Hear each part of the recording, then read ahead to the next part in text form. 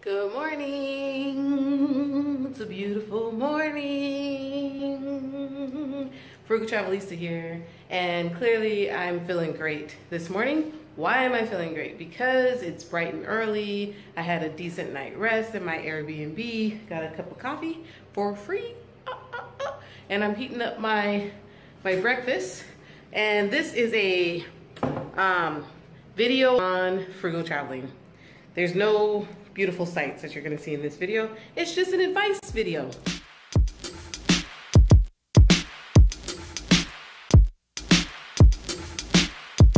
So, as you know, I have been in South Africa for a week and a half or so, and I'm here for a research project. But of course, because I am the Frugal Travelista, I had to take advantage of this awesome opportunity that someone else is paying for me to do more travel. So,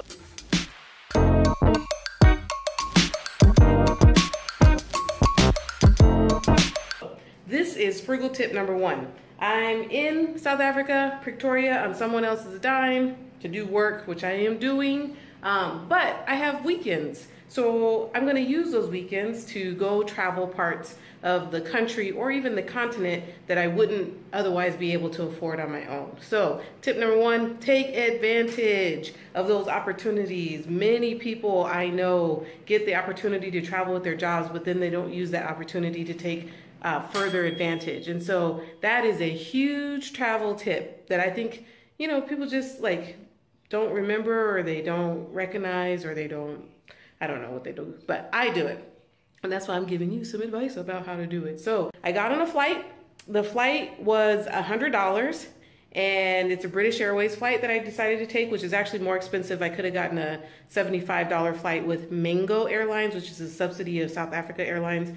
I didn't book that ticket in time because this was like a last minute thing. But if I had planned, which is what I usually do, then I could have saved another $25. But $100 for the flight on a good airline, British Airways. And then I decided to rent this Airbnb that you see me standing in right now.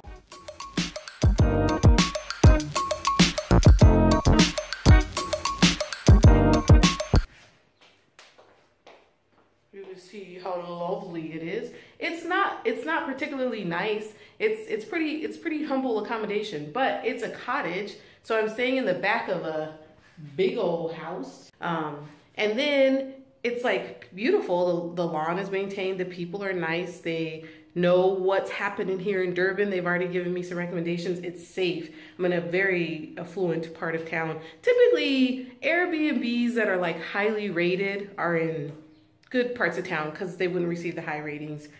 It's a walkable part of town, meaning that I can walk to a lot of where I need to go, which saves me a lot of money on transportation. So my Airbnb, this humble accommodation that I'm in, it's $25 a night plus the service fee. So all in all, for my 2 nights, I'm paying 65 bucks. So $100 for the ticket, 65 for the accommodation.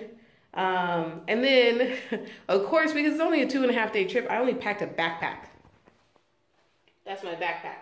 And most of what's in my backpack is my camera and my laptop and all that stuff. But I did put a few clothes because, you know, you gotta wear clothes. And then also, I packed some food.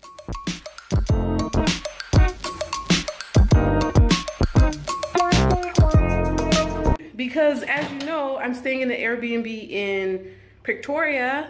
And so I have a kitchen and I've been cooking. If you watch my travel equals self-care video, you know I believe in cooking when I travel. And so I have a lunch. I packed this little lunch yesterday.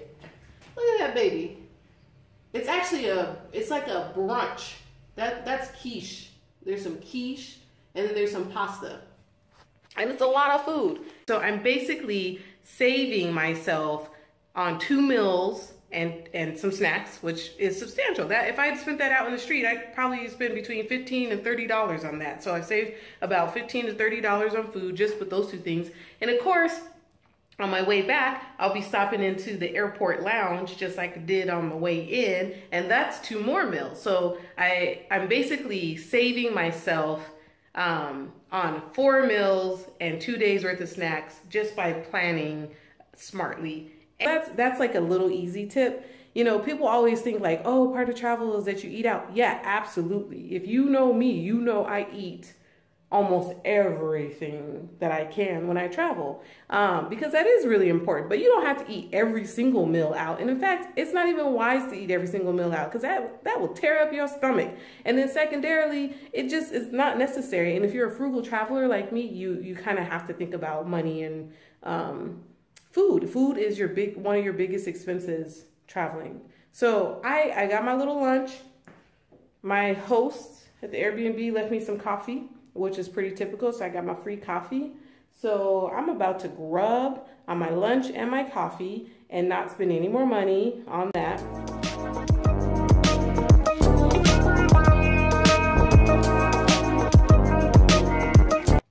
This morning, I'm gonna go walk to my sites. So I'm not gonna spend any money on Uber. I have mapped out my plan for the day. This is a map that I got from the tourism information center in the airport. It's free, it's great. I use these kind of things in conjunction with my Lonely Planet book, because obviously everyone should be traveling with their Lonely Planet book. Anyhow, I've marked my pages for Durban, so I already know what I'm gonna go visit.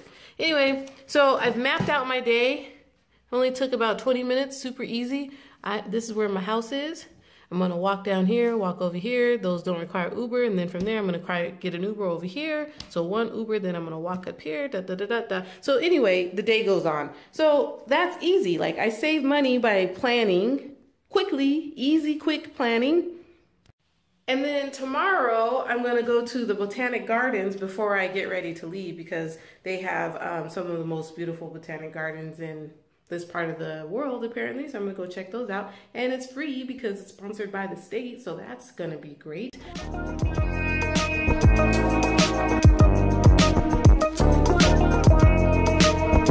And then I'm gonna take an airport shuttle back to the airport. I did not use an Uber from the airport here because that would have cost me like 50 bucks. I'm gonna take an airport shuttle. I did take an airport shuttle coming. And those are great because they're, you know, you get to see, they stop along the way. You get to see different parts of the city that you probably wouldn't see if you got on an Uber, which would just take you on the highway. And so, and it's not that much more time, like literally. If I got an Uber, it'd take me 30 minutes. If I get the airport shuttle, it takes me an hour and I get to see more. And it's like, instead of paying 50 bucks, I pay like $7. I love it. I love it. I love it. I love traveling and I love saving money because that's the way I do it. You got to do one and the other at the same time.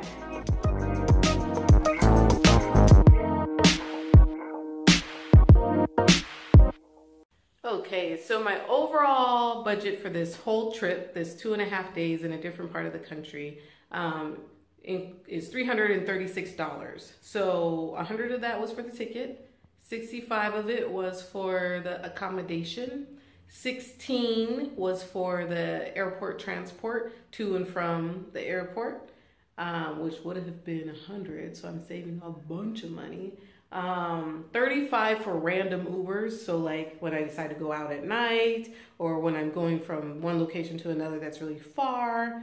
20 bucks for activities, so I'm like going to a museum that has a little bit of an admission fee, and then I'm also renting a bike, so that will cost a little bit of money. So $20 for activities, $100 for the food I'm actually buying here in Durban. So all of that totals $336, which I think is worth it, you know? I could have even gone more frugal. If I had planned well, I could have used airline points to offset the cost of the airline ticket. I could have used credits on Airbnb to offset that cost, but you know, whatever. If you're paying out of cash, if you're paying out of pocket, it's worth it, you know? I feel that it's worth it.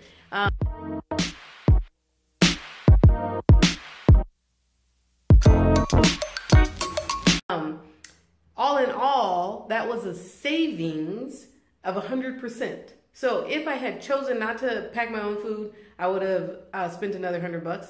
If I had chosen not to stay in Airbnb, I would have spent $150 more. So that brings me up to $250. And if I had chosen not to take the airport shuttle, I would have spent another $84.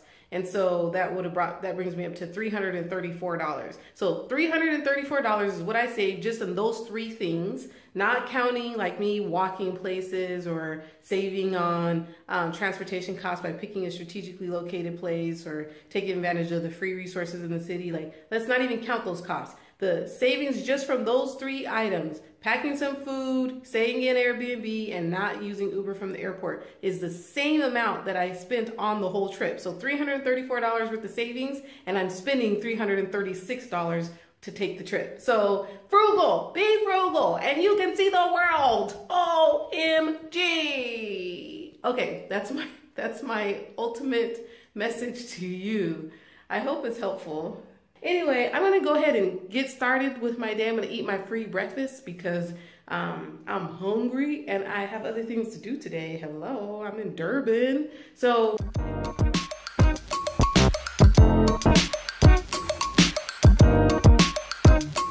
my frugal tips for you and your future frugal travels. 1, take advantage of opportunities other people provide to you. 2, plan to travel smartly, meaning pack your own food. Not all of it, but something. 3, take advantage of the free resources that are in that city, like free maps and walking and free botanic gardens. 4, don't pay extra for transportation if you don't have to. Use like the airport shuttles. Use your own 2 feet. Da, da, da. Ha, ha, ha, ha, ha. Yeah. And number 5, use Airbnb, as you know I firmly believe in.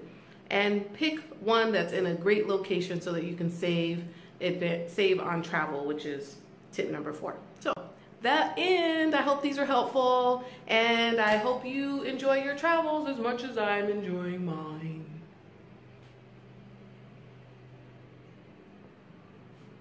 Frugal Travelista here, over and out.